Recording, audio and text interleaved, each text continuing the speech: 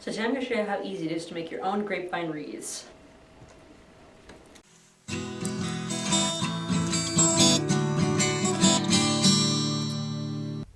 So grapevines are usually pretty easy to find growing from the trees. They get really thick, but those are way too thick for a wreath, so you want to stick to the thinner ones. No more than ½ an inch in diameter is usually good. And you want to take one, start with a thinner one because it'll be easier, bend it around itself, and then wind the end around a couple of times to secure it. And then the long end, you're just going to take that and wind it around through the loop so that it winds around itself. You want to keep these, I wouldn't cut them any longer than 10 feet, otherwise they get a bit unruly. But you can go up to 10 feet long if you don't want to have to play with a bunch of little pieces. And as you're wrapping, you'll wrap right around the beginning part of the other side. The first part that you wrapped, you'll wrap around it with the longer piece here, and that'll lock it in place. And when I'm making these, of course, I always wear my most fashionable, muddy, ripped winter clothes, because I'm such a fashionable person.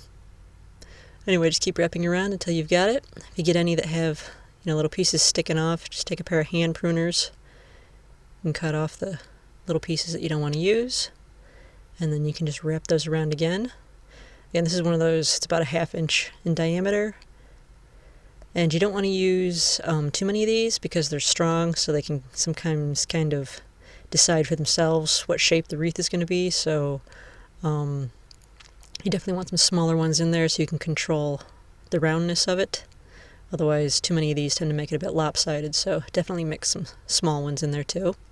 And you don't have to use the ½ inch ones at all if you don't want to. I just like them because they finish it off fast. So once you've got it the thickness that you want, take another piece and stick the end right in between everything. You're going to wrap this one really close, so you want to use a thin grapevine because you're going to wrap it at about 3-inch intervals. And what that'll do is that'll just kind of hold everything in place extra securely. And you want a piece that's long enough that you can go all the way around the wreath. If you're making a huge wreath, you probably have to use several of these, but get a piece as long as you can.